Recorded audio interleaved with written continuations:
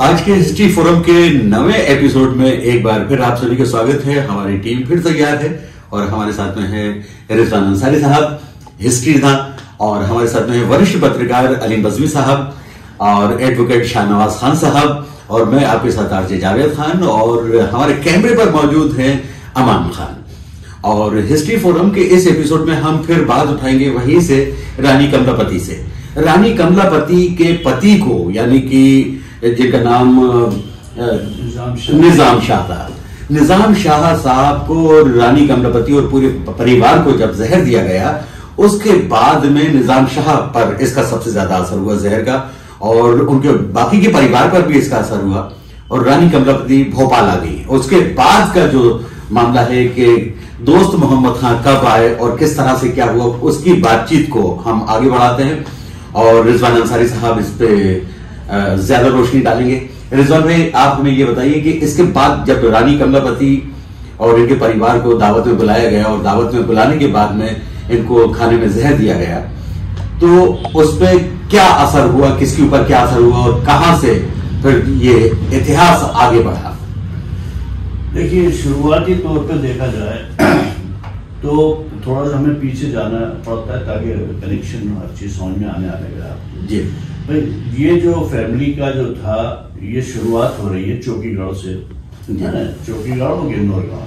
चौकीगढ़ के अंदर नवल शाह, पहले नवल शाह जो हैं, उनकी जो औलादे हैं, निजाम शाह और एक लखे सिंह, हृदय सिंह भी कहा जाता है, लखे सिंह, जो बाद में चैन शाह, है ना, ये भतीजे हैं उनके।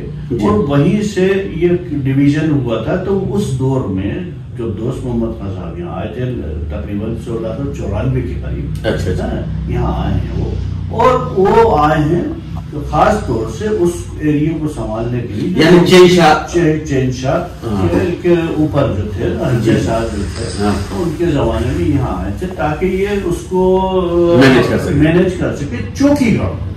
अच्छा, चौकीगढ़ को कंट्रोल करना था, क्योंकि उस वक्त तक गिन्नौरगढ़ तो मुगल एम्पायर के हाथ में था, लेकिन चौकीगढ़ नहीं था। तो चौकीगढ़ को इनको कंट्रोल करने के लिए आए थे और चौकीगढ़ को उन्होंने कंट्रोल किया। अब ये वहां से चूंकि वहां के आ गए, कंट्रोल किया, उसको अटैक किया, जो भी बातचीत हुई उनकी, और उसके बाद जो है वो वहां के दीवान बन गए। अब दीवान बनने के साथ साथ दो एरिया हो गए, चौकीगढ़ है और गिन्नौरगढ़। तो दो दीवानों की जो आपस में ताल्लुकात और जो एक दूसरे से हुकूमतों के बीच में ताल्लुकात थे, तो जाहिर निजाम शाह से इनके ताल्लुकात भी हो गए। अब ये जब रानी कमलापति की एंट्री यहाँ पे होती है, तो उनसे भी जाहिर है, उनसे मिलना बहुत जरूरी है, कि वो जाहिर है फैमिली टॉप फैमिलीज थी, तो ये थे। लेकिन इसी बीच एक डॉक्यूमेंट है, उसकी अहमियत बहुत ज्यादा। वो डॉक्यूमेंट है, दोस्त मोहम्मद खान ने एक जागीर दी है रानी कमलापति के परपोते को, अच्छा, है ना, यानी 4th जनरेशन, है ना, वो दी है। और उसमें वो लिख रहे हैं, उसको जो है तालिबान खां है वो, निजाम शाह के लड़के नवल शाह, नवल शाह के लड़के खंडन शाह, खंडन शाह के लड़के तालिबान खां। वो बच्चे हैं, या तो वो पैदाइश पे उन्होंने दी है उन्होंने, या वो ये है कि ये तीनों उस वक्त तक ये तीनों खत्म हो गए, तो उस वक्त में दिए गए थे। लेकिन वो उसमें वो लिख रहा है कि मैं 8 साल सारे जुलूस है मेरा, यानी 94 में वो गिन्नौरगढ़ के दीवान बन चुके, है ना। अब वो वहां से, लेकिन बीच में क्या हुआ कि जब इनकी पावर्स जो से भी छीनी इनसे, तो ये वहां के जो मल्हार राव को इन्होंने इनवाइट किया। तो मल्हार राव जो है मराठे थे, मराठों की वजह से वो लोग जब आए तो दोस्त मोहम्मद खान को दीवानी छोड़ के बेरसिए में आना पड़ा, अच्छा, है ना।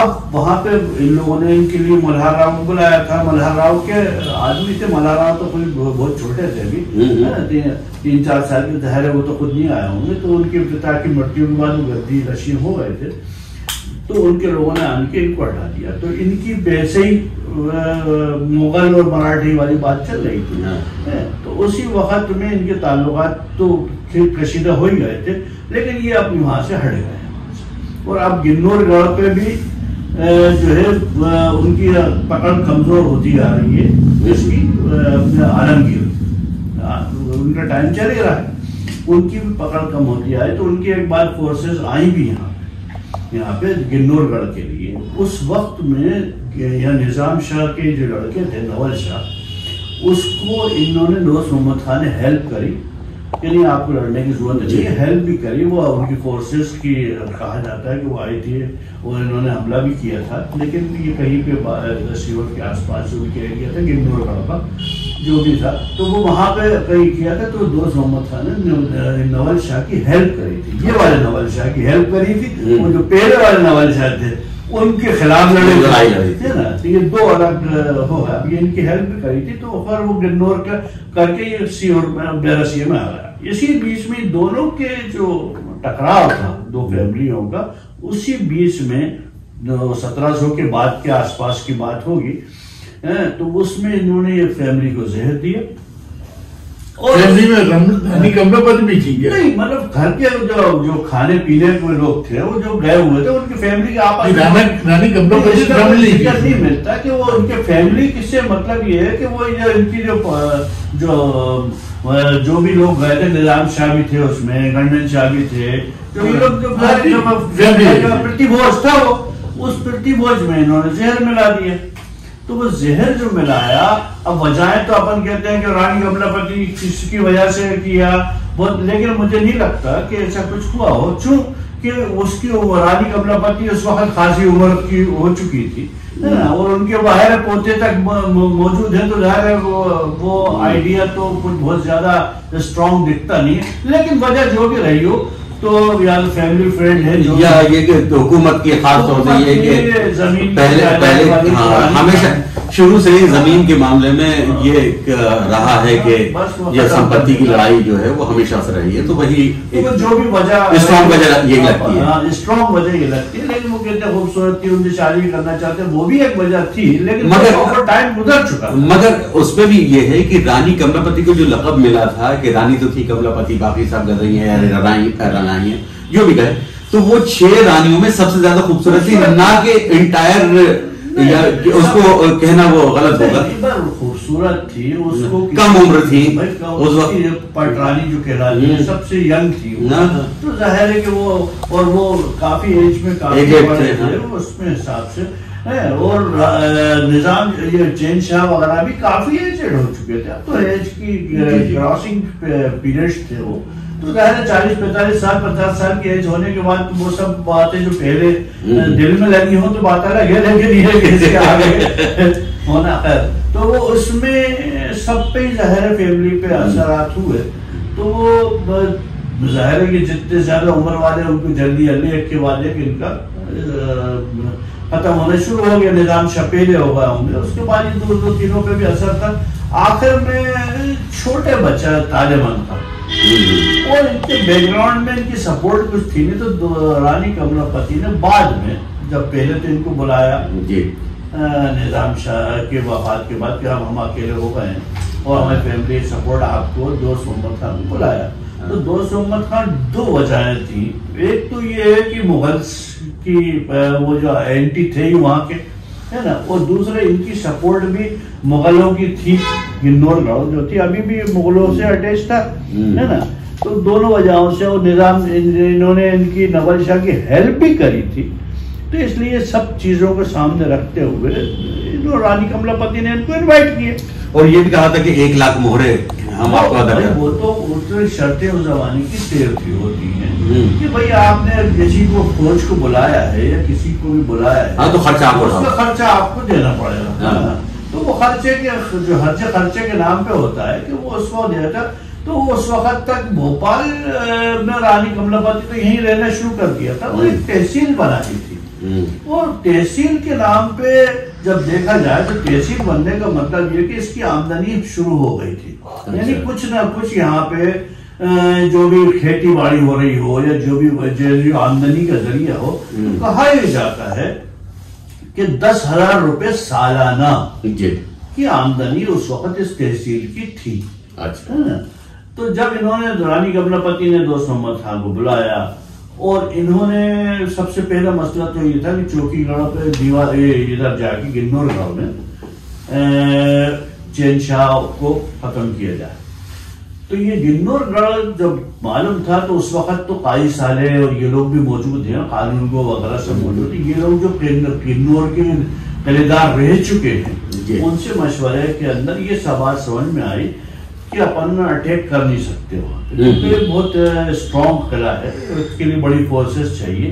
तो उसके लिए दूसरा तरीका जो समझ में आया वो ये था कि अपन किसी तरह से किले के अंदर चले जाए, है ना। तो वहां इतने डिफेंसेस स्ट्रॉन्ग नहीं है, लेकिन दरवाजा खुलना अंदर मुश्किल था। तो इन्होंने उनसे कहलवाया चेंशाह से कि साहब हमारी फैमिलीज यहाँ कुछ रखना चाहते हैं, हम जो है औरतें रहेंगी यहाँ पे, और हम अंदर हम लोग कहीं जंग पे जा रहे हैं तो हम बाद में आके ले लेंगे। तो उन्होंने एक्सेप्ट कर लिया। उस सिलसिले में ये लोग डोलियों में अपने फौज को लेके अंदर चले गए और जाके उन पे अटैक किया। तो वो जो चेंशाह तो उसमें खत्म हो गए, लेकिन जो दूसरे इनके जो लड़के थे चेंशाह के, राजा जसवंत, वो बाड़ी में बैठे हुए थे। अच्छा अच्छा, है ना। वो भागे वहां से।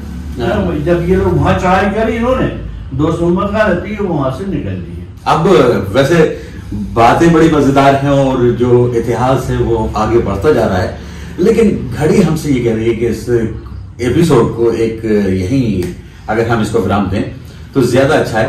और एडवोकेट शाहनवाज खान साहब भी कुछ आखिर में बोलना चाह रहे हैं।